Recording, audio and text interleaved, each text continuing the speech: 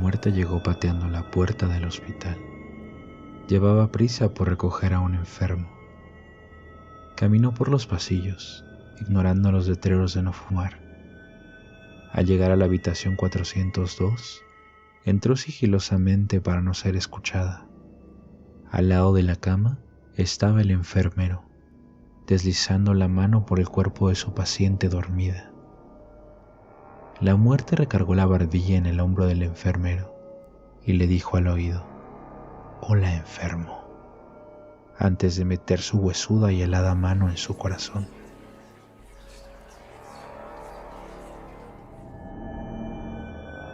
Érase una vez un niño que soñaba con un arma.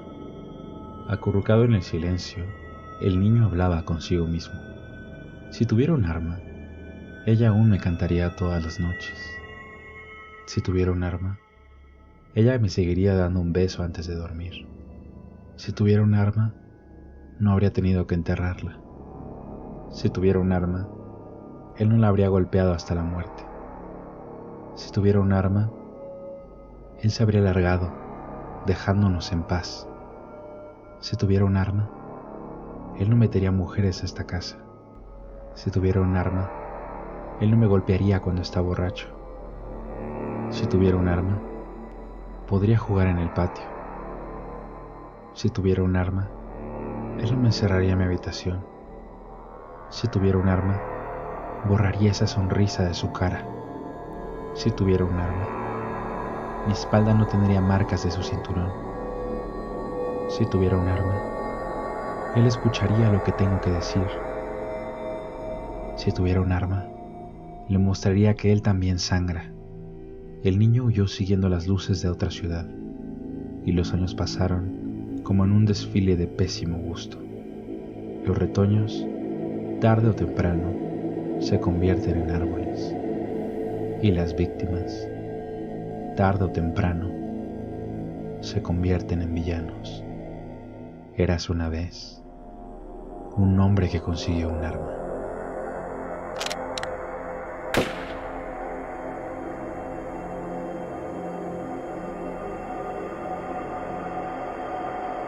Una vez más, el siguiente relato se titula Secretos Mortales. Que lo disfrutes. «Amor, ¿me das tu contraseña?», preguntó ella, con una sonrisa en su rostro. El hombre solo se quedó callado, sintiendo cómo el nerviosismo le humedecía la frente. La tensión en la habitación era palpable, mientras ambos se miraban fijamente. «Vamos, amor. Pensé que había confianza. Ya llevamos varios meses juntos», insistía ella con una mirada intensa puesta sobre él. «Ahora, dame tu contraseña». El hombre seguía pasmado, incapaz de articular ni una sola palabra. Múltiples pensamientos invadían su mente, tratando de encontrar una solución, alguna manera de salir de esa situación. «Dame la maldita contraseña», dijo ella sin dejar de apuntarle con el arma. La frialdad en su voz hizo que un escalofrío recorriera la espalda del hombre. El temor lo invadía, pero sabía que no tenía otra opción. Con las manos atadas y sintiendo el peso de la circunstancia, decidió ceder. «Está bien, te la daré, pero por favor tranquilízate», suplicó el hombre con voz temblorosa. «La contraseña es: ahora, desata a mi esposa y a mis hijos. Ellos no tienen la culpa». La mujer sonrió de manera siniestra, deleitándose con su victoria. Lentamente se acercó a la caja fuerte, su atención dividida entre el hombre y el objetivo que tanto anhelaba. «Descuida, los dejaré ir», susurró ella, mientras lograba abrir la caja fuerte. El hombre solo podía pensar en que deseaba que fuera verdad lo que ella decía, que los dejaría ir. Pero no podía evitar sentir que algo aún más oscuro estaba por ocurrir.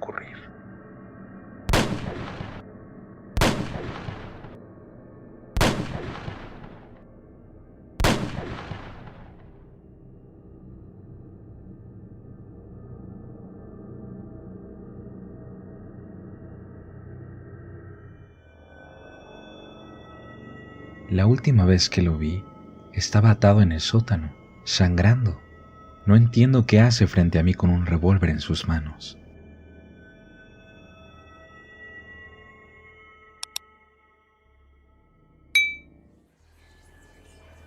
La niebla del pasado. El mejor recuerdo que tengo de mi infancia era jugar al escondite en los días nublados.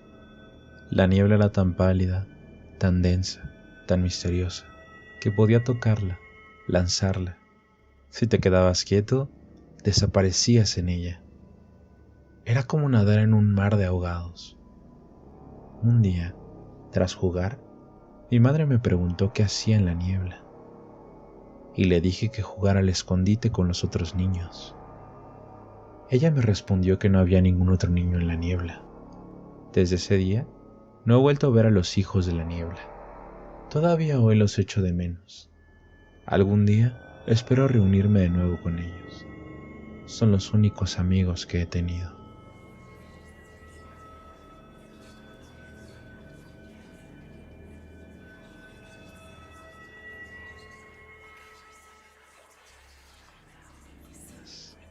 El siguiente relato de terror se titula Frente a la tumba de mi padre.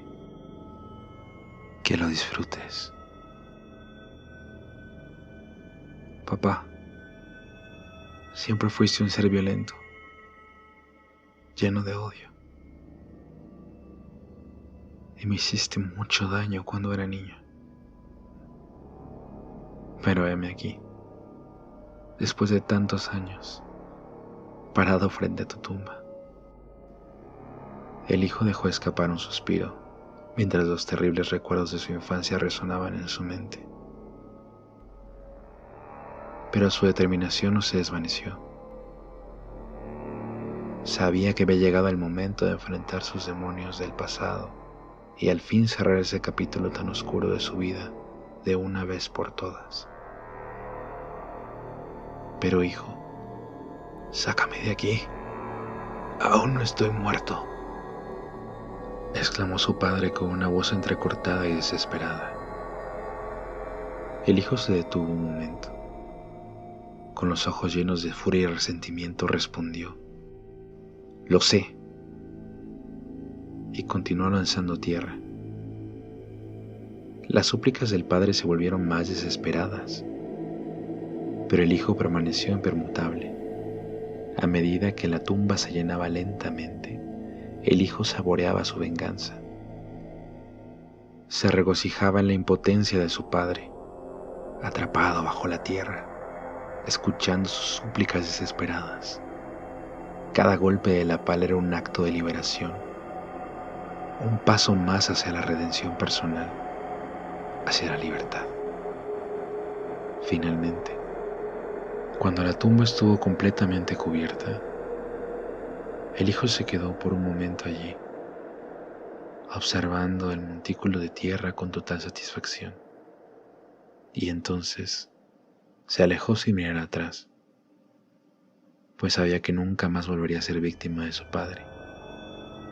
Dejó el lugar, sabiéndose triunfante por haber encontrado el coraje para enfrentarlo y enterrarlo de una vez por todas.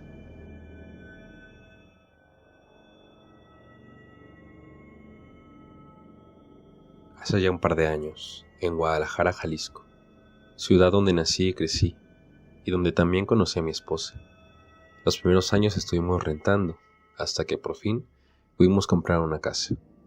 Fue en una colonia antigua, que además de ser muy tranquila, estaba repleta de muchos y muy grandes árboles, lo cual le daba mucha vida durante el día, y por la noche le daba ese toque tétrico o misterioso. Y debido a que era un barrio algo viejo, las farolas del alumbrado público aún eran de ese tono anaranjado, el que no alumbra mucho, y por ende, de repente se fundía una que otra, cosa que en lugar de molestarnos, nos pasó a encantar, ya que siempre hemos sido amantes del terror y lo sobrenatural. Nosotros no profesamos ninguna religión, aunque a ambos nos inculcaron el catolicismo de pequeños. Por mi parte, lo abandoné en la adolescencia, primero por rebeldía y ya más grande por convicción. Cuando comenzamos a mudarnos, jamás nos pasó por la mente que algo pudiera salir mal, sino todo lo contrario. Siempre pensamos positivamente, Nos sentíamos realizados, pues después de tanto tiempo, por fin habíamos podido comprar nuestra casa. Y más por estar en una ubicación céntrica y muy cerca de nuestros empleos. Pero, un día, de pronto todo comenzó. Ocurrió tan de repente que para nada lo esperábamos. Aquel día era viernes, estaba a punto de oscurecer. A pesar de que había llovido la mayor parte del día, para muchos los viernes son sinónimo de fiesta, de desvelarse, tomar, etc. Pero para mí era un día de relajación, ya que era el fin de mi jornada laboral, la cual no iniciaba nuevamente hasta el lunes. Con mi paraguas en mano, caminaba rumbo a mi casa, bajo nubes negras, llovizna y truenos, que solo anunciaban la gran tormenta que se venía. Caminé varias cuadras hasta que por fin llegué.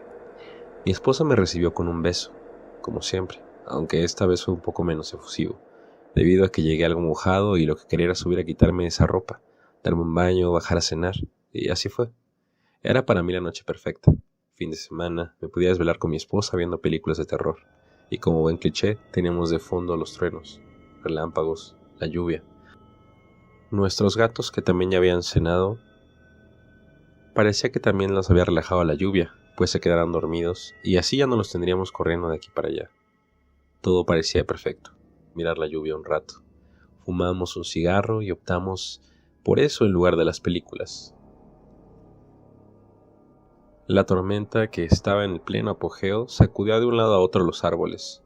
Los relámpagos iluminaban el cielo, hasta que uno brilló tanto que logró iluminar gran parte de la calle, y segundos después, un estruendoso sonido originado por un rayo fue tan fuerte que vibraron los vidrios de las casas alrededor, y así varios relámpagos siguieron, hasta que lograron que cortaran el servicio de la electricidad.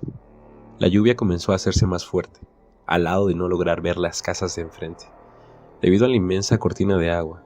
De pronto, un sonido más nos alertó. Se escuchó el abrir y cerrar de la puerta de la sala. En ese momento nos quedamos mirándonos el uno al otro, hasta que mi esposa me dijo con una risa nerviosa: «Vamos a ver qué pasó». Tan pronto terminó de decirlo, tomamos los celulares, encendimos la linterna y salimos a ver qué había ocasionado ese ruido. Apenas salimos de la recámara y lo que pudimos ver con la luz del móvil nos borró la sonrisa de inmediato. Había manchas de lodo y pequeños charcos de agua, comenzando desde abajo y terminando en la recámara de al lado. Primero quisimos pensar que fueron los gatos, pero sabíamos que era imposible que pudieran abrir y cerrar la puerta. Lo segundo que pensamos fue que se había metido a robar, cosa que también era poco lógica, pues estábamos en el balcón y nunca vimos entrar a alguien a la propiedad.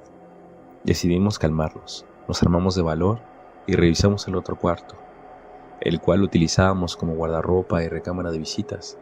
Apuntamos la linterna a todos los rincones, pero no vimos nada. Las manchas terminaban apenas a 1 metro de la puerta. Quisimos olvidarnos de eso, iluminando con los teléfonos, las trapeamos y después nos fuimos de nuevo al balcón. Fumamos varios cigarros, intentamos buscar la idea más lógica posible y nos quedamos con una que, aunque no nos convencía del todo, nos hacía al menos creer que no estábamos asustados. Más tarde nos terminamos quedando dormidos en la cama, hasta que un sonido me despertó. Desde la sala se escuchó como si alguien estuviera llamando a los gatos, con un ps, ps, ps. Al principio creí que era mi esposa, así que me giré para volver a dormir, y ahí estaba ella, dormida junto a mí. En ese momento sentí una sensación de vacío en mi estómago. Sentí mi boca secarse y me paralicé por un momento, y más porque olvidé escuchar ese sonido. Ps, ps, ps. Al mismo tiempo que se escuchaba una risa ahogada, como cuando te tapas la boca. Cuando al fin pude moverme, moví a mi esposa para que se despertara, pero no lo conseguí. Admito que a pesar de ya no considerarme católico, me dieron ganas de pararme por un rosario y un crucifijo que teníamos aún guardados en una caja. No pensábamos ponerlos en ningún lado, pero nos los habían obsequiado unos amigos al saber que nos mudaríamos. Ellos nos dijeron que estaban benditos y eran para protección, pero no podía ni levantarme de la cama, pues estaba aterrado. Después de pensarlo por unos minutos y al ya no escuchar los ruidos, me atreví a pararme y dirigirme al closet de la recámara de al lado para ir por la cruz. Tomé mi teléfono y encendí la linterna. Ahí me di cuenta que uno de los gatos estaba en la entrada de la habitación, observando hacia abajo. Uno de ellos comenzó a gruñir. A este último lo tomé en brazos para llevarlo conmigo por el crucifijo. Así al menos no me sentiría solo. Abrí la caja, lo saqué y rápidamente me dirigí al cuarto. mientras en mi mente comenzaba a recordar las oraciones que me enseñaron de niño en el catecismo. Pero al salir el gato pegó un gruñido y saltó de mis brazos para irse con los otros, que corrieron hacia abajo de la cama. Por instinto, dirigí la luz y mi mirada hacia las escaleras, y entonces vi esa imagen que aún me provoca terror.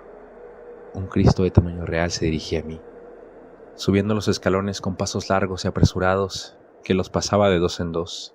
Estaba completamente desnudo, cubierto de sangre, con su corona de espinas. Quedé paralizado, sentí como si me fuese a desvanecer.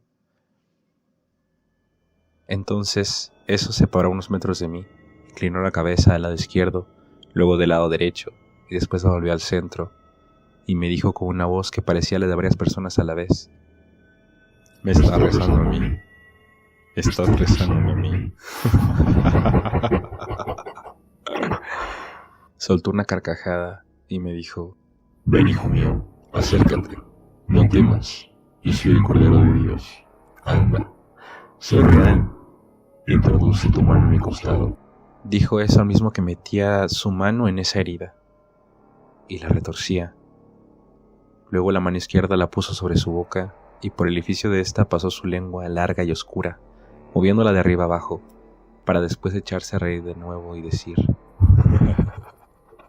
a este es al que le rezas.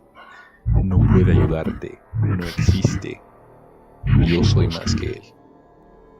De repente, los gatos empezaron a maullar como si estuvieran en celo, a lo que este ente volteó, les gesticuló y les devolvió gruñido.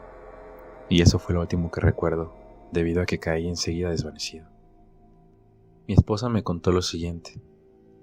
Al oír a los gatos, se despertó a callarlos. Vio que no estaba y comenzó a llamarme. Al no obtener respuesta de mi parte, se paró de la cama. Intentó prender la luz, pero aún no regresaba la energía eléctrica. Volteé al pasillo de afuera y vio una luz. Era mi linterna que alumbraba desde el piso. Se asustó, salió y me encontró tirado. Y enseguida intentó despertarme, pues pensó que me había caído. Revisó que no tuviera ningún golpe o hemorragia, y sintió alivio al ver que no. Cuando iba a llamar a emergencias, ya que ya no sabía si había sido algo grave, escuchó una voz de mujer que le pareció conocida, y ésta le dijo: duérmete, va a estar bien. Primero ella lo atribuyó a que aún estaba adormecida, pero la volvió a escuchar. No tiene nada, solamente se desmayó. Sintió que iba a entrar en shock, pues recordó lo que había pasado unas horas antes. De la desesperación, comenzó a gritarme y sacudirme para reanimarme, cuando de pronto un siseo de los dos gatos la alertó.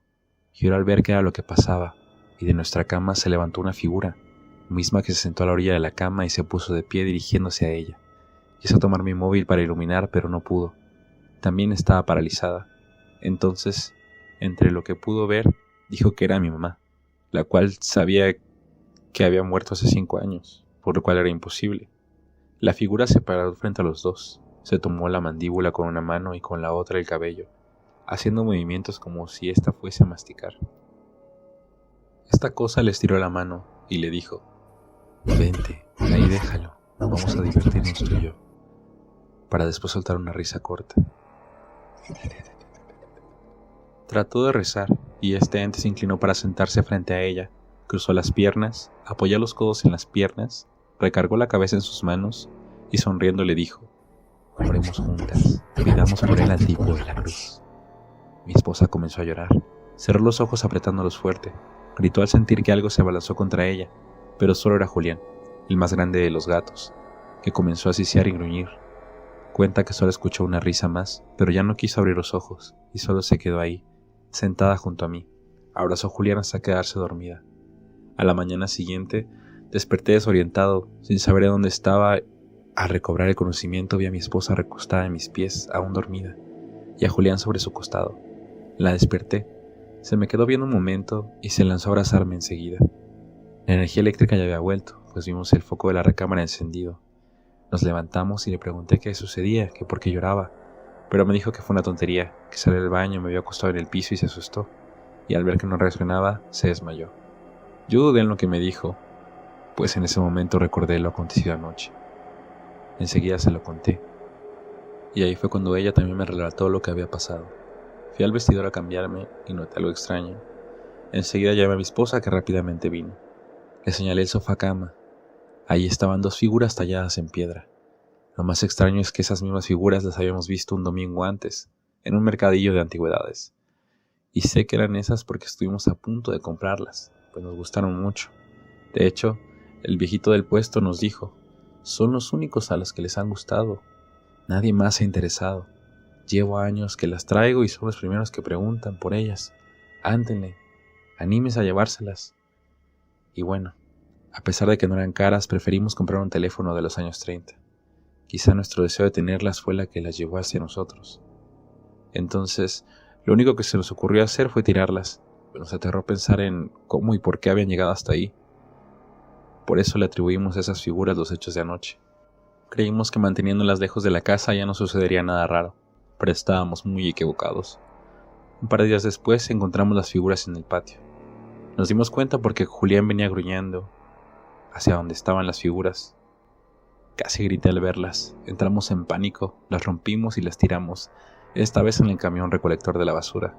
Y sí, al día siguiente estaban los pedazos en la entrada. Tal vez tontamente intentamos varias veces más deshacernos de ellas, pero siempre regresaban. Aparecían en distintos lugares de nuestro lugar. Resignados no volvimos a tirarlas. Intentamos pedir ayuda con una santera y nada. Fuimos a buscar el puesto donde las vimos, pero nos dijeron que no ubicaban a nadie con esas características. Pedimos ayuda a otra persona, de esas que dicen practicar la magia negra. Lo único que nos pudo decir fue que esas estatuillas eran de origen africano y que eran 2 seres los que llegaron con ellas, pero que estaba fuera de su alcance ayudarnos. Decidimos irnos de la casa, la pusimos en renta y optamos por irnos a una casa que nos prestaron momentáneamente, creyendo que así nos libraríamos de esas cosas, pero no fue así. Hoy llevamos unas semanas viviendo aquí. Y aunque contradictorio a lo que creemos, llamamos a un cura para bendecir la casa. Roció agua bendita y leyó unas cuantas oraciones, y como ya le habíamos dicho más o menos lo que pasaba y que no éramos católicos, decidió dejarnos un crucifijo como de medio metro y un cuadro de la Virgen de Guadalupe. Los colgó en la sala, pero fue inútil. Horas más tarde de eso, escuchamos risas burlándose. En esa misma noche me despertó un dolor. Era una mordida en el talón. Primero creí que había sido alguno de los gatos. Ya cuando desperté bien, escuché una voz que venía del lado de mis pies en la cama. Hijo mío, ven, no temas. ¿Quieres comer de mi cuerpo? ¿Quieres beber mi sangre? Y terminando de decir eso, lamió la planta de mi pie derecho y dijo: come de mi cuerpo, y yo como del tuyo. Sentí de nuevo ese hueco en el estómago y me paralicé. No pude siquiera emitir sonido alguno. Apreté los ojos y quise pensar en otra cosa, pero no pude. Entonces una segunda voz se escuchó: mi pequeño, ven con mamá, yo te protejo. Mientras decía esas palabras, tomó mi mano y la puso sobre su rostro. Mi corazón comenzó a latir de tal manera que creí que moriría, y más a sentir su mano y su rostro, que se sentía como un montón de filetes crudos pero calientes. Entonces volvió a hablar. Ya hablamos con el hombre de la sotanera de que vino. No te preocupes por él, no volverá a molestarnos, quería separarnos. Reaccioné un poco y en mi mente intenté rezar el Padre Nuestro, o al menos lo que recordaba: Padre nuestro que estás en el cielo, santificado sea tu nombre. El ser se rió. Tomó mis pies y con una voz fuerte, entre burlona y enojada, dijo: ven a nosotros tu reino. Ya no pude continuar, y supuse que sabían lo que pensaba, por ende sabían que tenía miedo. Como pude intentar gritar sin abrir los ojos, y después de unos segundos por fin salió de mi garganta ese grito desesperado. Casi al instante mi esposa despertó y me preguntó si todo estaba bien. Yo aún sin abrir los ojos pregunté: ¿eres tú? A lo que respondió: pues sí, ¿quién más? ¿Estás bien? No, le dije, aquí están, me están hablando. ¿Quién? Preguntó. Son esos cabrones, ¿verdad? Los seres esos. Pero me calmé cuando me dijo que no había nadie. Abrí los ojos y en efecto solo estábamos los dos. La abracé fuerte y procedí a contarle todo. Al hacerlo casi se me salían las lágrimas. Esa noche no dormimos. Dejamos la luz encendida y la televisión y nos quedamos así hasta que amaneció.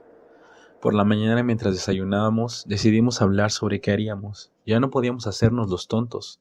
Necesitábamos tomar una decisión, una de la cual nos arrepentimos hasta el día de hoy, que fue comunicarnos con esos seres. Los primeros intentos no recibimos respuesta alguna. Fue por ahí, por el 8º intento, cuando respondieron. Respondieron a las preguntas que les gritábamos a las estatuillas. ¿Quiénes son? ¿Qué quieren? Nos quedamos unos segundos en silencio y fue interrumpido por un Pss, pss. Ese sonido como cuando alguien te habla. Sentimos miedo, pero teníamos que continuar. De pronto se escucharon dos voces hablar a la vez y dijeron: no sabrán qué somos, ni cómo nos llamamos, pero sí qué es lo que queremos.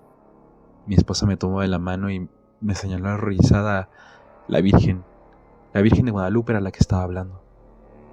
Yo solo me quedé inmóvil, y la imagen continuó hablando, respondiendo a la segunda pregunta. Solo 3 cosas queremos. La primera es que sepan que somos los dueños de este mundo. Segunda, que ningún Dios existe, no hay cielo, infierno o vida eterna. La tercera es que la humanidad tiene el tiempo contado. La imagen volvió a la normalidad, y la casa pareció de pronto muy oscura, como si no entrara luz por las ventanas. Nos volteamos a ver. Nos tomamos las manos y mi esposa me dijo: no sé qué pasa, pero tengo miedo. Solo pude abrazarla sin decir nada, pues además de la impresión, estaban haciendo eco aquellas palabras, pues al final de cuentas no comprendí por qué nos atormentaban a nosotros, pero quizá tenían razón, ya que ni los rezos, ni el agua bendita o las imágenes pudieron hacerles algo. Aún nos da miedo, pero tratamos de pasar más el tiempo en el jardín o fuera de la casa, porque se volvieron más habituales las manifestaciones, voces, risas y ruidos cuando estamos dentro. Ni siquiera hicimos ya el intento por investigar qué son o si se podía hacer algo más para protegernos contra ellos, puesto que en todo momento parece que continúan observándonos. Y al menos así, creemos que por lo pronto no nos harán daño. Tampoco volvimos a contárselo a nadie, puesto que las veces que lo hicimos, únicamente fingieron interés en escucharnos y terminaron burlándose, sin saber que solo intentábamos prevenirlos. Golpes en el coche. Una familia, compuesta por 2 pequeños y sus padres, viajaban por la carretera a Cuernavaca, cuando el coche se les averió. Los padres salieron enseguida a buscar ayuda, y para que los niños no se aburrieran, los dejaron con la radio encendida. Cayó la noche y los padres seguían sin volver, cuando de pronto, en la radio escucharon una inquietante noticia. Un asesino muy peligroso se había escapado de un centro penitenciario, muy cercano a donde se encontraban, y pedían que se extremaran las precauciones. Las horas pasaban y los padres de los niños no regresaban aún. De pronto, comenzaron a escuchar golpes sobre sus cabezas. Los golpes, que parecían provenir de algo que golpeaba la parte de arriba del coche, eran cada vez más rápidos y más fuertes. Los niños, aterrados, no pudieron resistir más. Abrieron la puerta y huyeron a toda prisa. Solo el mayor de los niños se atrevió a girar la cabeza para mirar qué provocaba los golpes. No debería haberlo hecho. Sobre el coche había un hombre de gran tamaño que golpeaba la parte superior del vehículo con algo que tenía en las manos. Eran las cabezas de sus padres.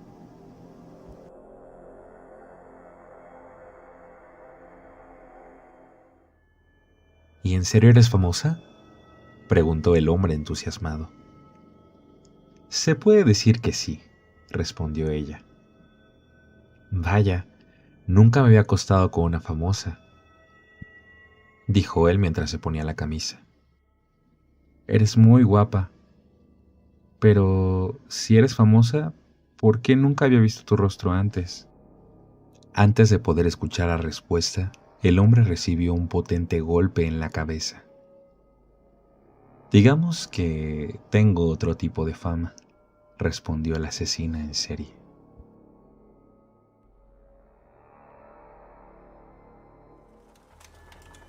Estrellas dormidas, de Santiago Pedraza. Un hombre y una mujer, rotos y desgastados, contemplaban una enorme fogata. En aquel lugar solo había coyotes, cactus y pedazos de luna regados en la tierra. Detrás de ellos se dibujaba una cabaña, la cual serviría de refugio hasta que la madrugada se muriera. La mujer, con las pupilas fijas en las llamas, dejó que el pasado viniera por ella. Los recuerdos de una hija que no alcanzó a cumplir los 7 años le volcaron la cabeza. La muerte le había robado sus risitas y el amoroso calor de sus besos sorpresa. Encontraron su cuerpo pequeño en uno de esos rincones incompletos de la ciudad, en un mal intento del señor Vilchis porque nunca fuese descubierta. La mujer se vio tentada a dejarse caer en la fogata, mientras su memoria repetía el nombre de su hija letra por letra. Su felicidad y el señor Vilchis se habían escapado, y ambos eligieron la misma noche. El hombre, por su parte, buscaba entre las chispas que soltaba la fogata el rostro de su propia hija. Ella se quedó a medio camino de los 12 años. Su sonrisa de luna era uno de esos majestuosos espectáculos que él nunca se tomó el tiempo de apreciar. Su muerte trajo consigo una pena con dientes y garras. El profesor de su hija, el señor Vilchis, había tomado lo que le interesaba de la niña y había botado el resto, dejando solo un cadáver inanimado. Todas las estrellas estaban dormidas cuando se fugó. Ahora, tras conocerse unos meses antes, aquella mujer y aquel hombre, con los corazones encogidos, se habían reunido en ese lugar, fuera del alcance de todos, en un desesperado intento por que sus historias encajaran. Se tomaron fuertemente de la mano, lo cual no fue una señal de romanticismo, sino un gesto de solidaridad. Sus miradas contemplaban cómo la fogata se alzaba hasta casi llegar a las estrellas. Una fogata imperial, una fogata llena de rabia, una fogata que masticaba una y otra vez el cadáver del señor Vilchis.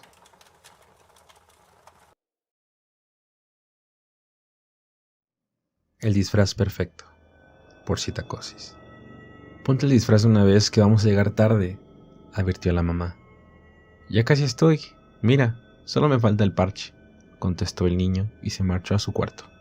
Se miró con atención en el espejo, se puso el parche y comenzó a sentirse incómodo, de manera que terminó por quitárselo. Se miró el ojo derecho con detalle, primero lejos del espejo y luego tan cerca que no lo distinguía. Notó que faltaba algo importante y entonces sonaron sus pasos apresurados por la tarima. Acercó la mano al bote del escritorio, tomó unas tijeras, un punzón, una grapadora, lápices de puntas afiladas. ¿Quieres darte prisa de una vez?, su madre gritó. El niño eligió el punzón apresuradamente y lo clavó con tanta fuerza y decisión como le fue posible. Se escuchó un grito ahogado y luego silencio. La mujer subió y lo encontró sentado frente al espejo, con el punzón en la mano y el parche en el ojo. Había sangre por todo el escritorio. Dios santo, ¿pero qué has hecho?, preguntó aterrada, a lo que el pequeño contestó. Es que el oro no se quedaba quieto en mi hombro. Dulces sueños. Era ya de noche. Mi pequeño ya por fin iba a dormirse. Pero mientras lo arropaba y le daba las buenas noches, me imploró. Papi, antes de que te vayas, por favor mira bajo la cama, para asegurarte de que no hay monstruos. Sabía que eran simples supersticiones, la imaginación de un niño, pero decidí complacerlo. Sin embargo, al mirar bajo la cama, a quien encontré fue a mi hijo, que temblando me susurró: Papi, hay algo sobre mi cama.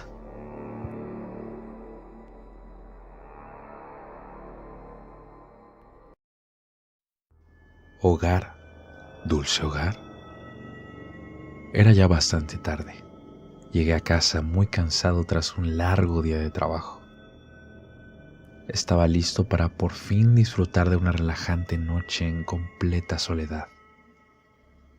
Después de abrir la puerta del departamento, totalmente a oscuras, buscaba el interruptor de la luz. Escuché la puerta automática cerrarse detrás de mí y nuevamente, en total oscuridad, aún buscando torpemente el interruptor, hasta que por fin sentí que lo había encontrado. Estaba a punto de encender la luz, hasta que sentí que ya había otra mano sobre él.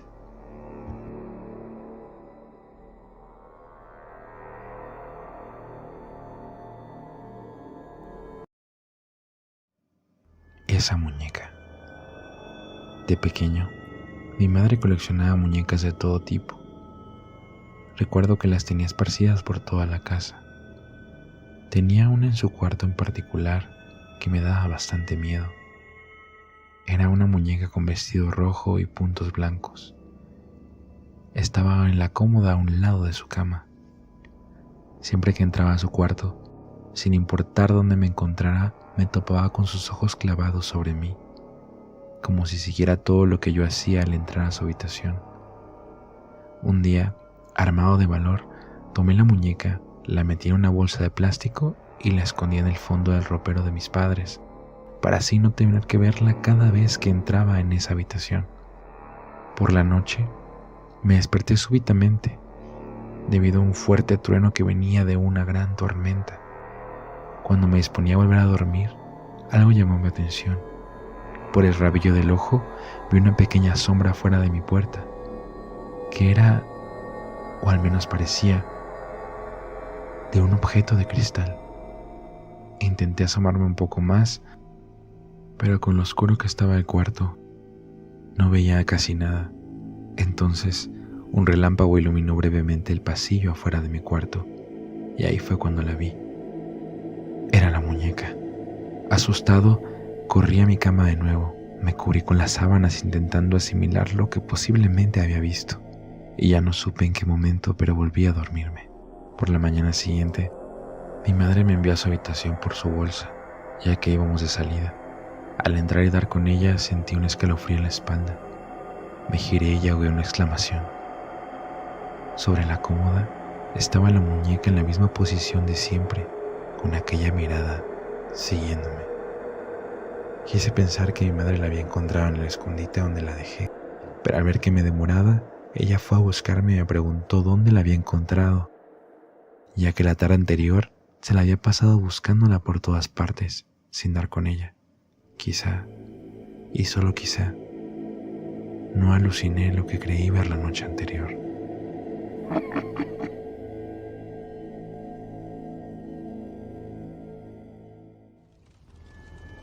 Los ojos del Cristo. La casa en la que crecí, donde pasé la mayor parte de mi adolescencia, es una construcción muy antigua que perteneció originalmente a mi bisabuelo paterno, posteriormente a mi abuelo, y finalmente heredó la propiedad mi padre. En la casa había muchas figuras religiosas colgadas en las paredes. En particular, había un busto de la cara de Cristo con los ojos cerrados que se encontraba en un cuarto utilizado como bodega por mis padres. En una ocasión pusieron una televisión en ese cuarto, y así mis primos y yo podíamos ver películas o caricaturas allí. Mis primos mayores nos asustaban a los demás diciéndonos que si mirábamos fijamente los ojos cerrados de Cristo, en cualquier momento los abriría y nos miraría fijamente con ellos, que aquella mirada nos perseguiría en nuestros sueños. Quizás ahora suena muy tonto, pero de niño uno puede creer en casi cualquier cosa, y siempre terminábamos muertos de miedo. En una tarde lluviosa, entré en aquel cuarto para buscar algo, pero para mi mala suerte, justo en ese momento se fue la luz. Mientras intentaba salir sin tropezarme con algún mueble, tuve la desagradable sensación de que alguien me miraba. Un escalofrío recorrió todo mi cuerpo al pensar que podrían ser aquellos ojos del Cristo. Traté de mantener la calma y salir lo más rápido posible, pero algo en mí inevitablemente me hizo voltear hacia él. Al girar, pude ver en una de las esquinas una sombra altísima, tan grande que se encorvaba contra el techo. Traté de no gritar y solo seguí caminando hacia la salida, pero ahora sin darle la espalda a aquella cosa. El caminar hacia atrás hasta encontrar la puerta parecía interminable. Finalmente, cuando logré llegar a la puerta, pude ver que aquello estiraba uno de sus brazos hacia mí. Salté hacia atrás, chocando con mi mamá, quien preguntó qué pasaba, pero decidí no contarle nada, ya que sabía que no me iba a creer. Aquella noche tuve una pesadilla. Soñé que estaba en ese mismo cuarto, y por más que yo intentaba no podía apartar la mirada de aquellos ojos. De pronto, sus párpados comenzaban a temblar como si le costara abrirlos, hasta que finalmente, con un movimiento brusco, los abrió y fijó su mirada en mí.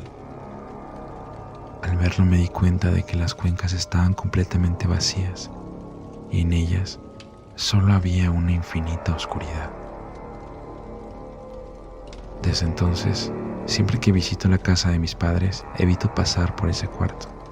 Aunque ahora ya soy un adulto y ya no creo en esas supersticiones, no puedo evitar sentir un escalofrío al recordar aquella sombra y aquellos ojos vacíos del Cristo.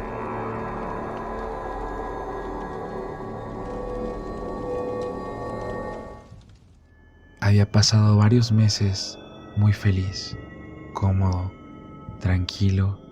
Disfrutaba de todo el tiempo en el que estaba yo ahí, de cómo me cantaba, de sus paseos, sus antojos, constantes caricias, hasta que ocurrió algo completamente inesperado para mí. De pronto había una luz muy extraña que me lastimaba. Ya no era esa luz cálida y tenue a la que estaba acostumbrado. Escuchaba gritos, sonidos de máquinas, la desesperación de ella. Su voz se quebraba. Sentía su miedo. Y después entendí. Entendí que era hora de salir, de verla por fin. Pasaron muchas horas. Y después de luchar desesperadamente para dar indicios de vida y alertar a los médicos de que yo estaba bien, vi a una mujer que vio el brillo en mis ojos. Creí que era ella, hasta que noté un uniforme blanco. De cualquier manera, sabía que ella estaba cerca. Sentí que algo nos unía aún. Pensé que estaba a salvo, pero esta mujer de traje blanco sonreía maliciosamente mientras decía: «Listo, doctor. Ya todo está listo para la extracción de órganos. Podemos proceder ahora con la primera incisión».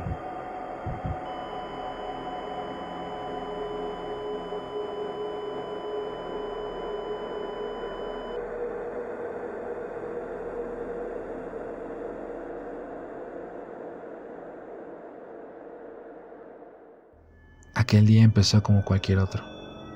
Me levanté temprano, deseando no tener que hacerlo.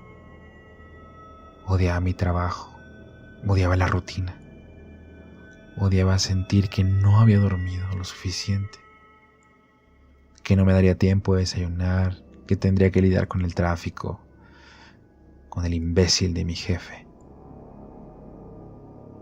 Pero nada podría haberme preparado para lo que iba a pasar.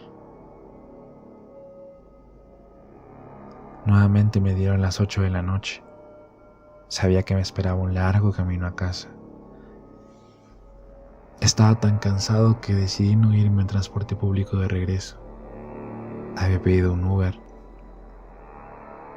No lo encontraba, pero sabía que ya estaba ahí, entre alguno de los coches del estacionamiento. Hasta que de pronto sentí un golpe en la cabeza. Al despertar, no veía nada. Me di cuenta que tenía una venda en los ojos. Sentí que íbamos en movimiento, seguramente en una camioneta. Eso parecía al menos. No lograba ver nada y apenas si podía moverme. De pronto, escuché que nos estacionábamos. Escuché las voces de dos tipos, pero no entendía lo que decían. Desperté por completo cuando volví a sentir otro golpe, pero este era en todo mi cuerpo. Había caído contra el suelo. Sentí tierra en mis manos. El tipo me arrastró. Escuchaba ruidos, pero no percibía realmente qué eran. De pronto, me quitó la venda de los ojos. Me encontraba atado en las vías del tren. Entre el shock y el miedo, trataba de buscar una lógica, alguna manera de entender qué había pasado, quién lo había enviado, si era una broma o alguna razón. Fuera lo que fuera. No me hace sentido que si estaba secuestrándome me tuviera ahí. Y de pronto reconocí el lugar. Aquellas vías del tren llevaban abandonadas años. Ya nadie ni nada pasaba por ahí.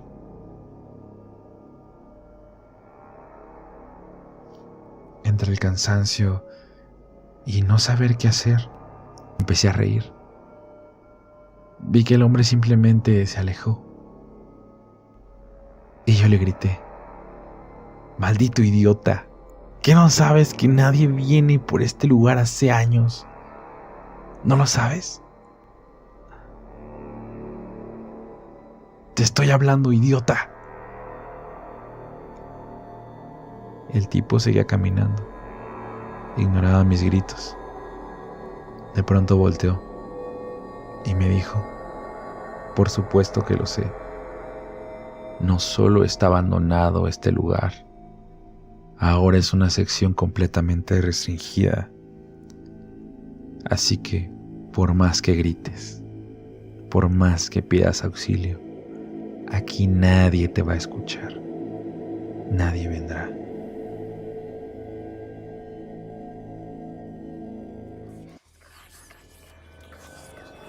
Los moretones que él pintó en su rostro eran como la obra de un artista primerizo, sin exactitud, sin idea, pero con toda la intención. Él llegaría cerca de las 11, con su máscara de borrachera y frustración, exigiendo su cena con despotismo, lanzando quejas a la intemperie, una cuchara sucia, una sopa fría, una silla mal posicionada. Si hallaba un pretexto ingenioso, seguro la golpearía. Hoy sería la última vez. «Buenos días, amor mío. ¿Están muy ajustadas esas cuerdas? Perdóname por amarrarte. Es solo que no quiero que salgas corriendo. Te he amordazado solo por precaución. Tus palabras podrían obstruir mis pensamientos, y en este punto necesito claridad. Tu ropa está planchada, la mesa limpia y mi corazón roto. Solía creer que estaba loca por ti, cuando en realidad he enloquecido a causa tuya, y no es lo mismo. Lo he meditado toda la noche». Él paseó los ojos por la habitación, atado de pies y manos. Cuando por fin descifró la escena, el pánico le mordió el cuello. Ella tarareaba una canción aparentemente triste, mientras regaba líquido sobre la cama. De inmediato, él olfateó un perfume ácido, el cual raspaba su nariz. Era gasolina. Se desató una estampida de chillidos indescifrables, desde un par de labios inmovilizados. Los ojos vidriosos de Sharon proyectaban la mirada de una muñeca harta de ser azotada, y esos mismos ojos, húmedos y tiritantes, en el punto más dramático, se posaron en él, en búsqueda de comprensión, en espera de algún signo de arrepentimiento, pero aquel hombre no pudo captar el mensaje, y eso terminaría por destruirlo. ¿Por qué he aguantado tantos años a tu lado? Por amor. Ese era un argumento viable y al mismo tiempo la excusa más cobarde. La muerte se paró detrás de ella, sostuvo su mano delicadamente y le ayudó a encender el fósforo.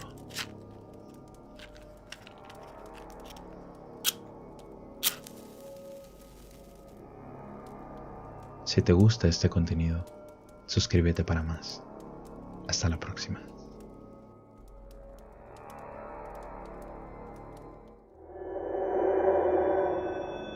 La muerte llegó con 3 minutos de retraso. Al empujar la puerta, halló a Clara con las mejillas húmedas y los labios llenos de palabras no dichas.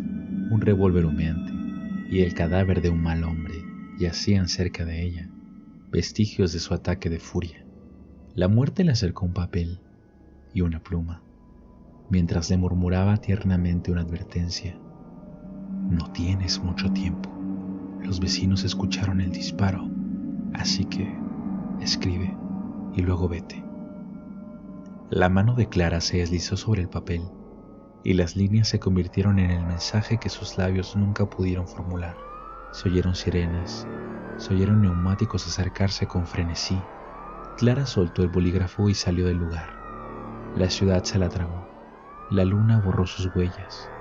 Nadie logró encontrarla. Paula salió adolorida de la clínica. Su madre le servía de soporte para caminar. Su rostro estaba pintado de morado y los puños de su novio habían sido el pincel. A pesar de todo, el bebé permanecía estable. Paula no dejaba de acariciarse el vientre, murmurando promesas para el huésped dentro de ella. Al llegar a casa, una barrera de oficiales le impidió el paso, tanto a ella como a su madre. Sin embargo, uno de ellos se dio a la tarea de explicarles la situación. Paula casi desgarró sus pulmones luego de enterarse. Gritó el nombre de su novio creyendo que si lo repetía suficientes veces, él se levantaría. Su llanto y alaridos casi revientan el foco de un poste de luz. Quiso contemplar por última vez el rostro de su novio, pero una bolsa negra no se lo permitió. El oficial le entregó una nota de papel improvisada que habían encontrado dentro de la casa. Paula distinguió de inmediato la letra de su mejor amiga, Clara. El mensaje decía solo verdades, y fue por eso que le pareció tan hiriente. Lamento no haber nacido hombre como él. Te amo. Lo hice siempre. Tú nunca ibas a dejarlo, y un día él terminaría matándote. Perdóname. El papel aún tenía rastros de llanto.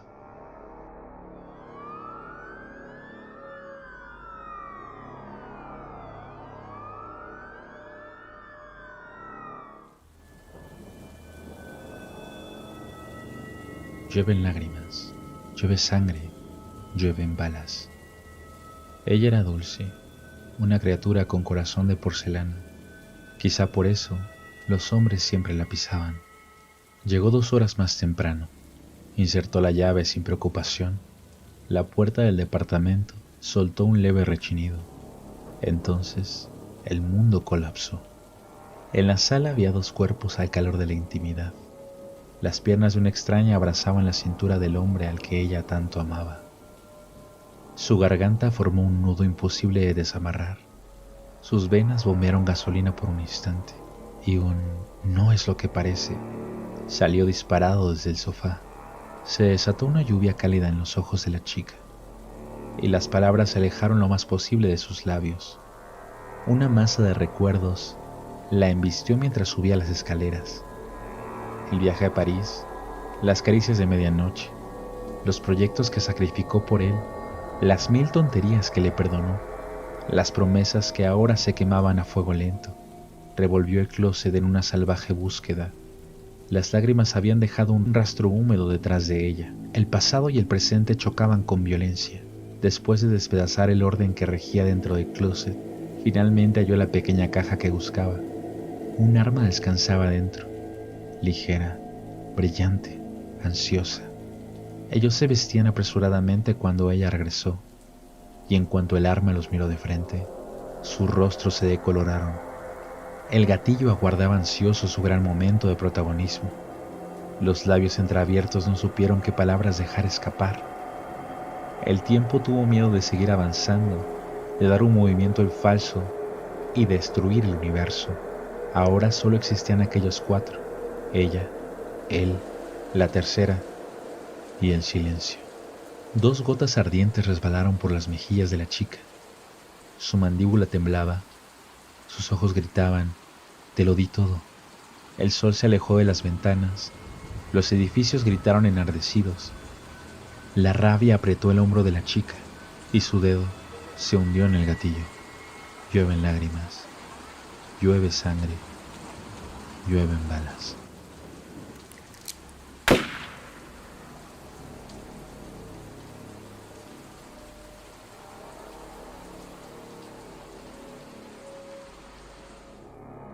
El baile maldito o la pesadilla de encontrarte con Baba Besara. Imagínate que es una noche oscura y entre el misterio y la penumbra te encuentras deambulando por las calles que se encuentran completamente desiertas. El silencio es total, completamente abrumador, y solo es interrumpido por el eco de tus pasos. Sin embargo, algo siniestro se avecina en la oscuridad, algo que te dejará sin aliento. De repente, tus ojos se posan en una figura inquietante que se encuentra en medio de la calle, una mujer de aspecto cadavérico, con mirada penetrante, y ésta se mueve en un baile macabro. Baila sin motivo aparente. Su pelo desaliñado ondea en el aire frío y su risa malévola resuena en tus oídos. Entonces caes en cuenta de que es ella, la infame Baba Vestara. Un escalofrío recorre tu espalda mientras te debates entre el terror y la curiosidad. ¿Deberías acercarte o huir despavorido? Tu instinto te dice que te alejes, que evites cualquier contacto con ella, pero algo te atrae, como si su danza tuviera el poder de hipnotizarte. La leyenda advierte de las intenciones mortales de Baba. Se dice que su baile es un hechizo hipnótico, una invitación siniestra para que te acerques y caigas en sus garras. Si te atreves a imitar su danza o te acercas lo suficiente, desatará su ira vengativa. Seguirá tus pasos con una determinación maligna hasta que logre alcanzarte y ponerle fin a tu existencia. Pero hay otra versión aún más aterradora. Algunos creen que el baile de Baba es una manifestación de su propio regocijo perverso, un indicio de que finalmente ha encontrado un nuevo sacrificio, tú. Su felicidad no tiene nada que ver con la bondad, sino con el macabro destino que te aguarda, pues al haberte encontrado con ella, te has convertido en su presa elegida y no descansará hasta completar el terrible ritual que termina con tu vida.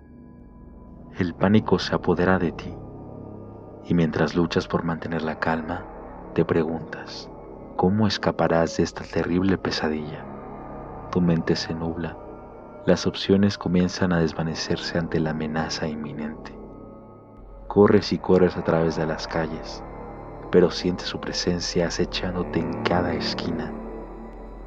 Tus latidos resuenan en tus oídos, mientras la oscuridad se cierra a tu alrededor.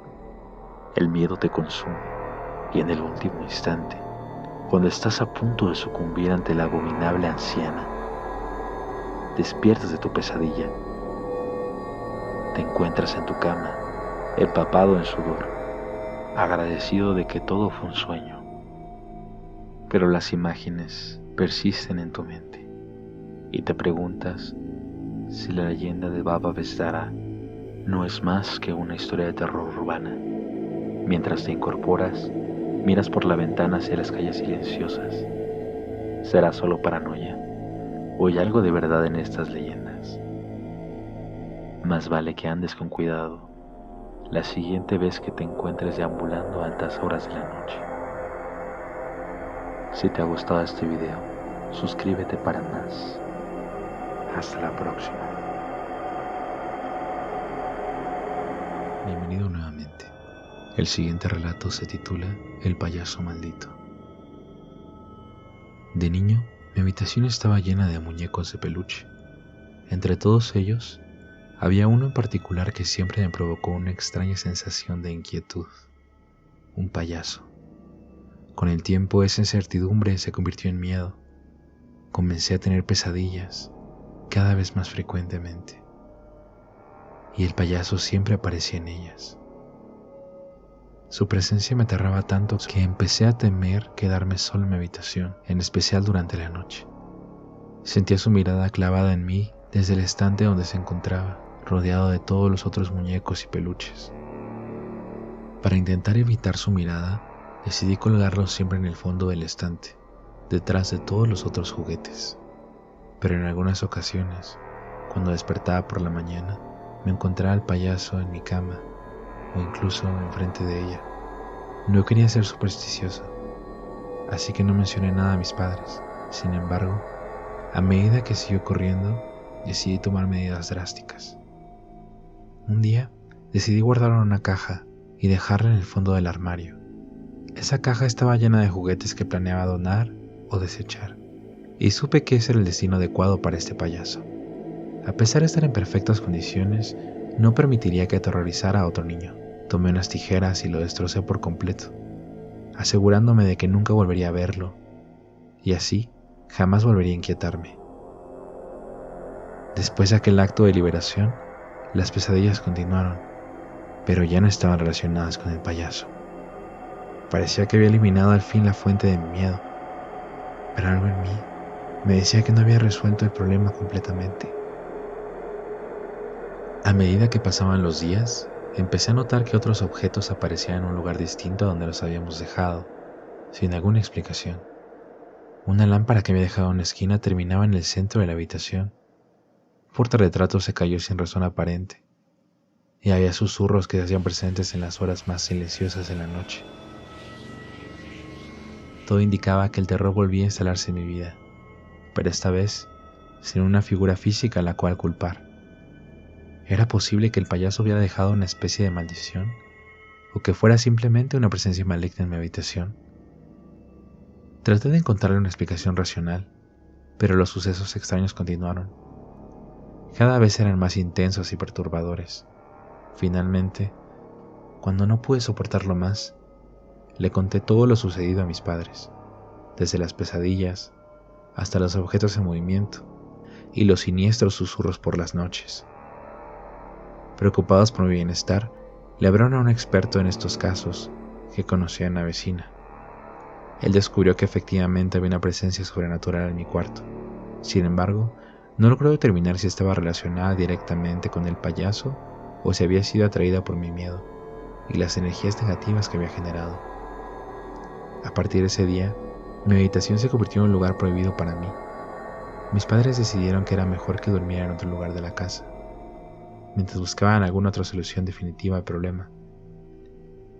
Finalmente decidieron llamar a un sacerdote para que fuera a bendecir la casa, y en especial mi habitación. El lugar fue sometido a todo un proceso de limpieza espiritual y bendición, utilizando rituales sagrados y elementos purificadores para asegurarse de que ningún rastro del mal permaneciera allí. A medida que avanzó el tiempo, los sucesos extraños comenzaron a disminuir gradualmente, y poco a poco el miedo que me había acosado durante tanto tiempo comenzó a desvanecerse. Aunque aún sentía una ligera inquietud al entrar en mi habitación, sabía que había recuperado el control sobre ella. Pasaron los años y a medida que crecía mantuve la precaución y evité traer objetos relacionados con el payaso o cualquier cosa que me pudiera desencadenar recuerdos de aquellos días oscuros. Afortunadamente las pesadillas cesaron, desaparecieron por completo, y poco a poco pude reconstruir una sensación de seguridad en mi hogar. Aún el día de hoy esa habitación sigue siendo un tema tabú en la familia. Aunque nunca más experimenté ningún otro fenómeno paranormal, nunca olvidaré la sensación de terror que me causaba aquel payaso. A veces me pregunto si realmente había algo más allá, algo que me observaba desde la oscuridad. Sin embargo, he aprendido a vivir con ello, a enfrentar mis miedos. En ocasiones cuento mi historia a otros, advirtiéndoles de los peligros de aferrarse a objetos que crean que puedan involucrar una presencia maligna, que vaya más allá de lo que podemos comprender. Si te gusta este relato, suscríbete para más. Hasta la próxima.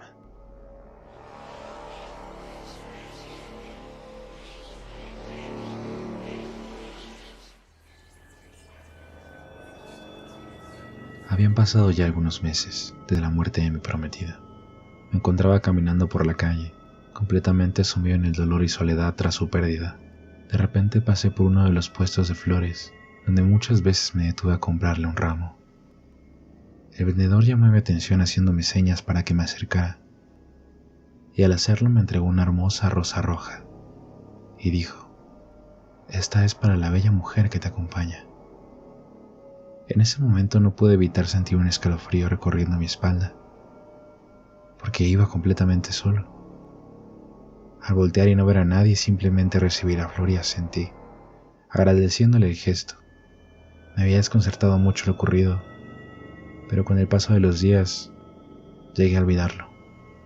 Sin embargo, las siguientes veces que llegué a pasar por aquel puesto, el vendedor me entregaba nuevamente una rosa roja, repitiendo la misma frase. No importaba si iba solo o acompañado, pero sin darle muchas vueltas al asunto simplemente la aceptaba. Al principio no le di mucha importancia, hasta que empecé a tener sueños extraños, en los que mi prometida me hablaba, susurraba mi nombre, me decía que fuera con ella. En otras ocasiones, estando en la casa, creía ver su sombra afuera de la ventana, como si estuviera ella esperándome allí, a que saliera. La situación empeoró. Llegó a un punto donde la paranoia comenzaba a apoderarse de mí. Empecé a sentirme perseguido, observado en todo momento. Un día decidí ir a visitar su tumba. Al llegar, encontré una rosa roja recién colocada en la lápida. No pude evitar sentir nuevamente otro escalofrío, porque sabía que no había sido yo. ¿Quién más podría haberla dejado? Mientras estaba parado sobre la tumba, escuché su voz susurrándome al oído. ¿Me extrañas? Volteé rápidamente, pero no había nadie allí. Solo el silencio y la sensación de que alguien o algo estaba ahí, muy cerca de mí, observándome, acechándome. A partir de ese suceso decidí no volver a aquel puesto de flores, pero de alguna u otra manera siempre lograba notar cuando había una rosa roja frente a mí, en un puesto, en la mano de alguien, pintada. De manera inexplicable, siempre tenía que voltear, siempre tenía que notarla. Incluso algunas veces creí poder oler el perfume de mi prometida, olor particular, dulce y embriagador a la vez. Era como si estuviera cerca de mí, como si estuviéramos respirando el mismo aire nuevamente. Aún en las noches más oscuras, escucho su voz, susurrando mi nombre, pero ya no sé si estoy perdiendo la cordura o si en verdad es mi prometida, pidiéndome a que me reúna con ella en el más allá.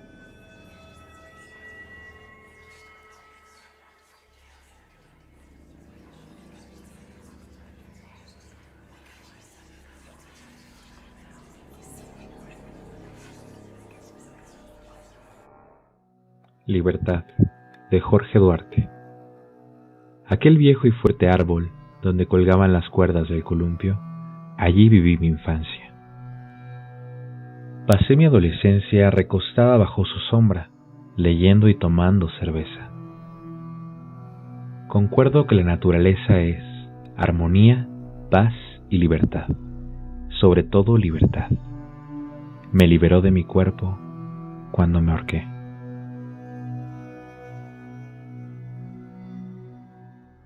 Momento de culpa. La culpa quería un momento de mi tiempo. Yo le pregunté, culpa, ¿en qué podría yo ayudarte? Ella me dijo, he tocado a muchos, a los buenos, los malos, a aquellos que hubiera pensado serían inmunes a mi persuasión, y he logrado reducirlos a ser meras sombras de sí mismos. He tomado a los fuertes, a los heroicos, a los débiles, hasta los despreciables por igual. Invado cada uno de esos pensamientos, cada uno de esos movimientos.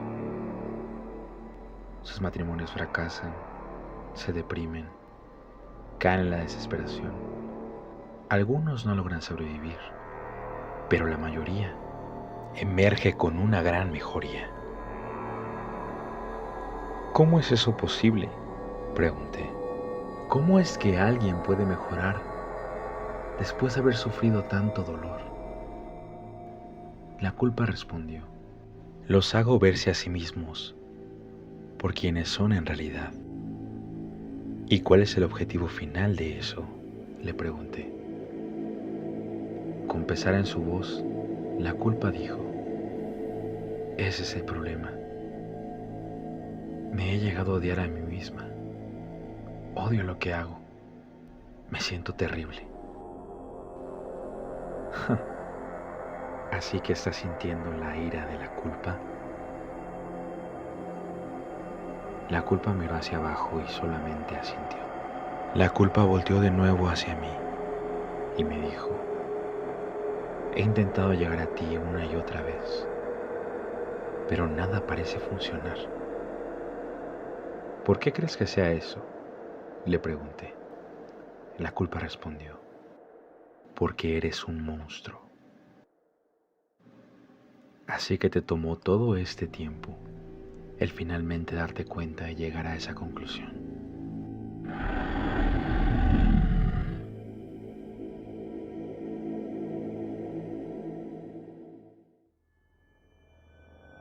Artimaña de araña, por Marta Luna Ramos.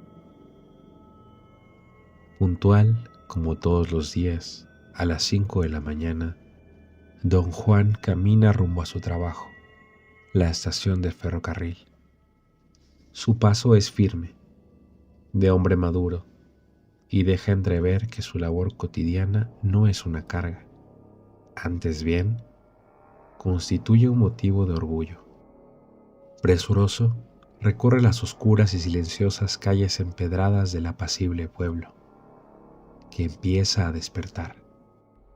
Esas calles no le son conocidas. Su rutinario transitar a la estación de ida y vuelta le hace sentirlas familiares. Esta vez, en su trayecto, algo le hace reparar en la ventana abierta de una casa. Ve, con gran asombro, que por esa ventana entran y salen volando esferas de fuego. Don Juan queda estupefacto. Son bolas de unos 30 centímetros, moviéndose por sí solas a considerable velocidad. Aunque esto le produce mucha intriga y quisiera quedarse a observar y reconocer lo que está sucediendo, reacciona. Al consultar su reloj de bolsillo, se da cuenta de que si no se apresura, llegará tarde al trabajo. El resto del día, sus labores casi le hacen olvidar el incomprensible incidente del que fue espectador esa mañana.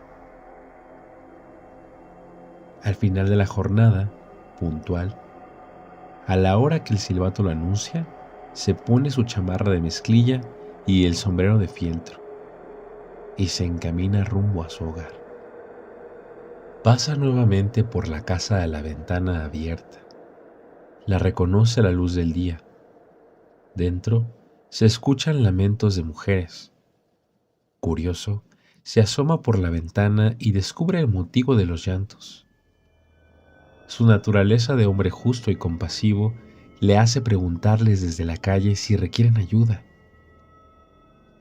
Ellas solo le señalan la cama, donde una pequeña niña de unos 3 años yace inerte. Su ayuda, le dicen, dándole las gracias, ya es inútil. Nuestro angelito se ha muerto. Nada podemos hacer por ella. Don Juan se siente impactado. Enmudecido se retira de ahí. No tiene la fuerza suficiente para relatar a esas señoras sobre las extrañas bolas de fuego que vio allí por la mañana y que podrían tener alguna relación con el caso. Aunque, ¿qué explicación podría darles? Estaba tan confundido, parecía todo tan irreal.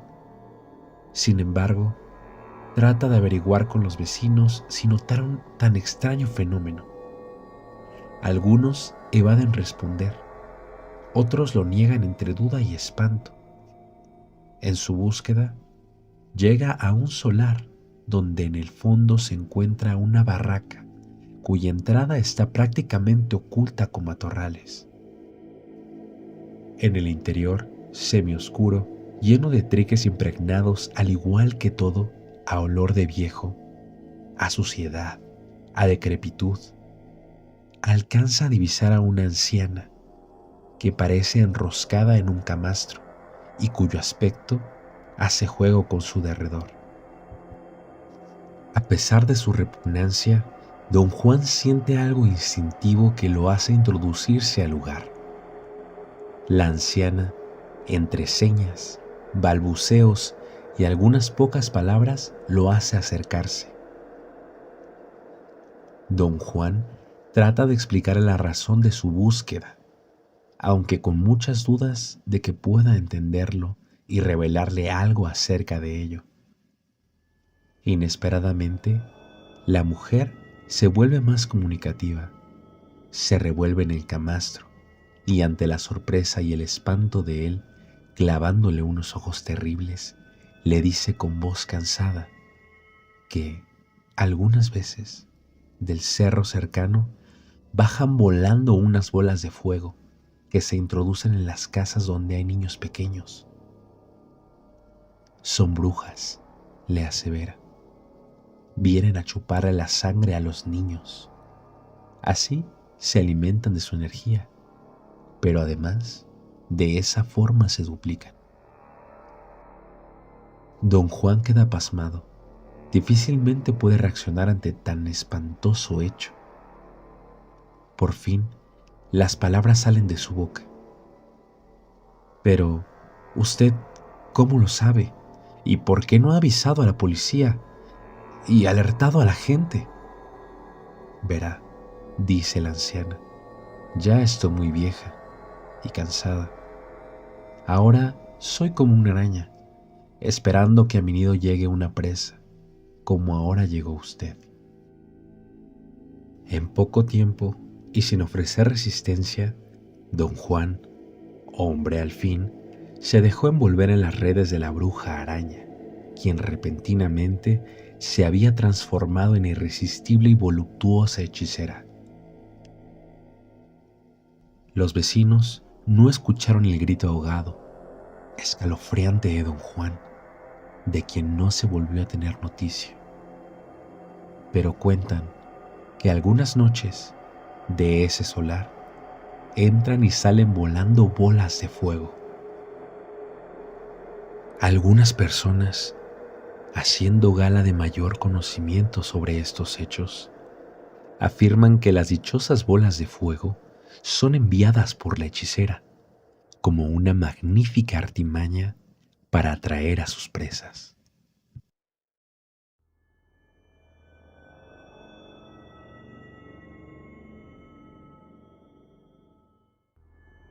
Odio este hospital psiquiátrico. Llevo años aquí pudriéndome, marchitándome. Detesto a los doctores y enfermeras. Detesto sus sonrisas hipócritas y sus coqueteos mal disfrazados. Quiero matarlos a todos. Quiero manchar con la sangre las paredes de este lugar. Voy a despedazarlos. Uno de estos días lo voy a hacer. Pero doctor, eso que dices es muy siniestro, respondió la paciente.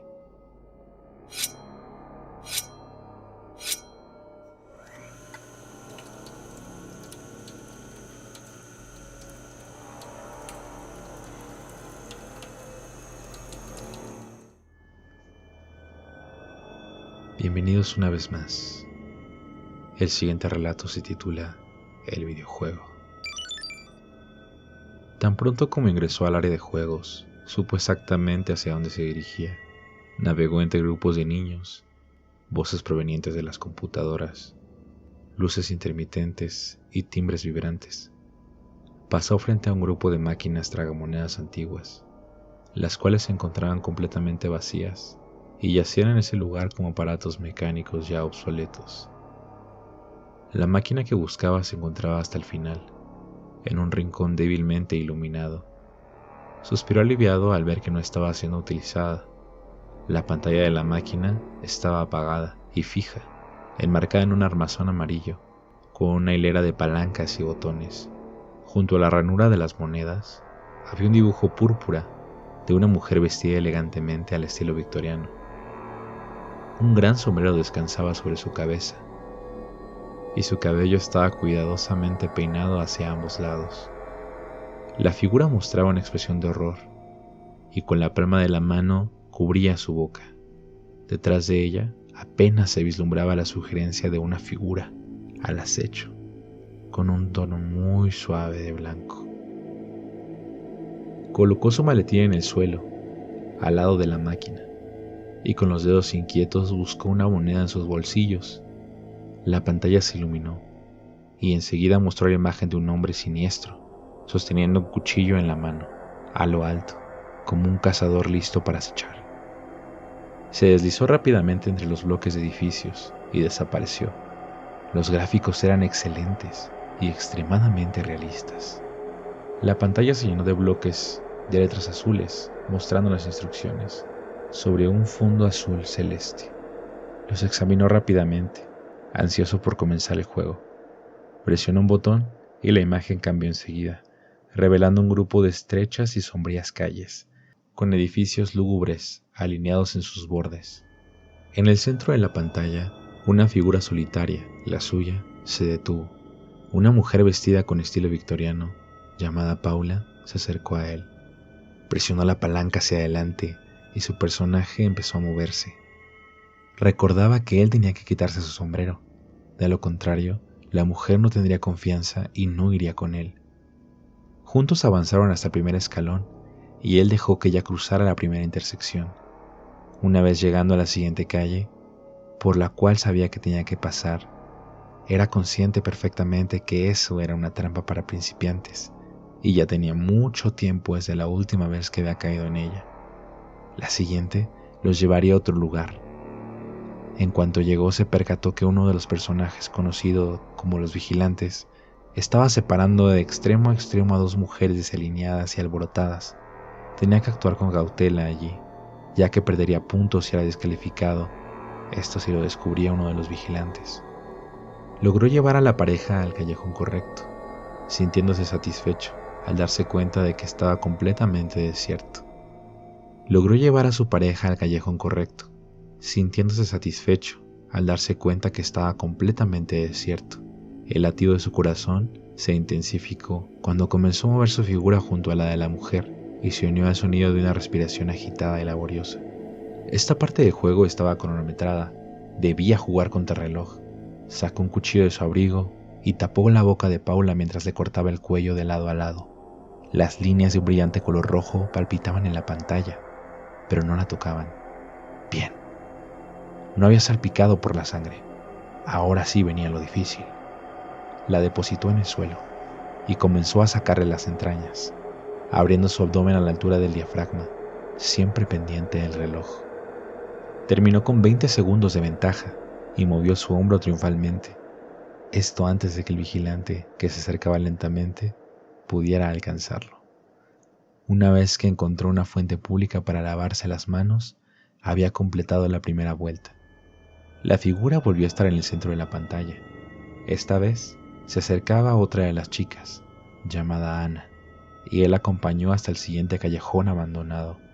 Pero esta vez se olvidó de taparle la boca, y ella gritó, lanzando un alardido terrorífico. Inmediatamente, la pantalla se llenó de resplandores rojizos, que se unieron al estridente sonido de las sirenas de la policía. Dos vigilantes aparecieron a ambos lados de su figura, y los sujetaron firmemente por los brazos. La imagen de una cuerda de ahorcado centelló en la pantalla, mientras los altavoces emitían una ronca marcha fúnebre. De pronto todo se oscureció. Se quedó mirando fijamente a la pantalla burlona, temblando, sintiéndose completamente sacudido, casi enfermo, acusándose amargamente. Vaya error de principiante. Había estado demasiado ansioso. Con rabia, introdujo otra moneda en la ranura de la máquina. Esta vez avanzó con mucho cuidado hasta alcanzar a la siguiente chica, acumulando puntos de bonificación y sin cometer ningún error fatal. Empezó a sudar, tenía la boca seca y le dolían las mandíbulas por tanta tensión. En esa oportunidad era realmente difícil superar al cronómetro, pero se concentró intensamente. Tenía que cortarle los párpados, eso era esencial, pero sacar los intestinos y colgarlos de su hombro, de hecho no le parecía tan difícil. Pero el extraer un riñón, eso sí era completamente distinto. Al final, el reloj fue más rápido que él y tuvo que alejarse sin el riñón, lo cual le costó una gran cantidad de puntos. Casi estuvo a punto de ser atrapado por uno de los vigilantes, mientras se adentraba en los callejones que lo llevarían lejos de las avenidas principales. Los obstáculos se volvían cada vez más complejos a medida que avanzaba y completaba las vueltas, pero a partir de ese punto se volvían particularmente delicados, con el cronómetro recortando cada vez más el tiempo, los enjambres de curiosos, los periodistas y los comités de vigilancia, sin mencionar la presencia duplicada en número de la policía, con lo cual le resultaría casi imposible encontrar por primera vez una de las calles adecuadas que lo llevarían directo a los callejones. De repente escuché una voz al fondo del lugar que gritó: «Último juego». Y enseguida su personaje fue atrapado nuevamente. Golpeó la máquina frustrado, luego ajustó su traje y corbata y tomó su maletín. Miró su reloj y vio que eran casi las 5. Aún era temprano. Una vez fuera, bajo la cálida temperatura del atardecer, comenzó a pensar en el juego para planificar su estrategia de cara al próximo día. Con solo evitar a los tipos ruidosos de los portales y a los disfrazados anzuelos en las esquinas, iba a poder lograrlo. Luces estridentes emanaban de los cines decadentes, de las tiendas de libros para adultos y algunos hoteles sospechosos que pasaban ante sus ojos como imágenes de video. Sus dedos pulsaban botones imaginarios y palancas mientras se deslizaba entre la multitud. Giró por un callejón oscuro y se adentró en esa oscuridad.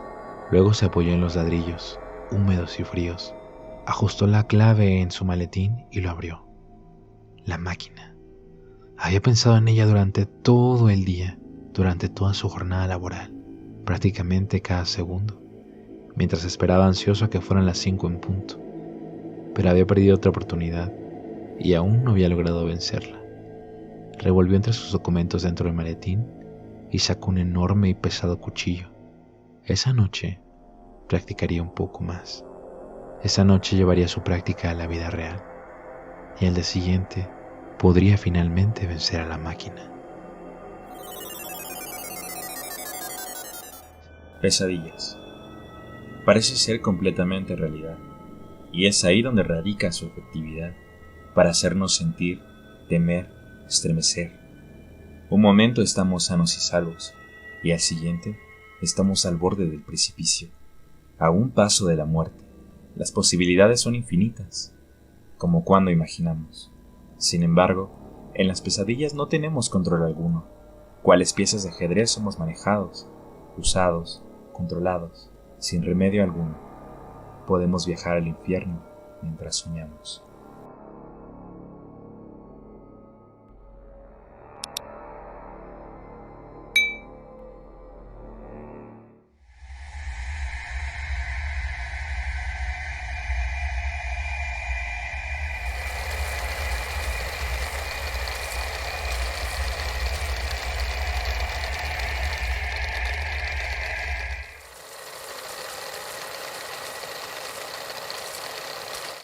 Habitamos un mundo gobernado por el miedo.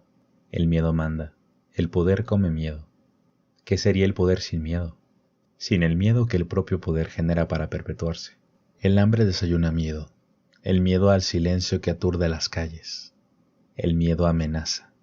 Si usted ama, tendrá sida. Si fuma, tendrá cáncer.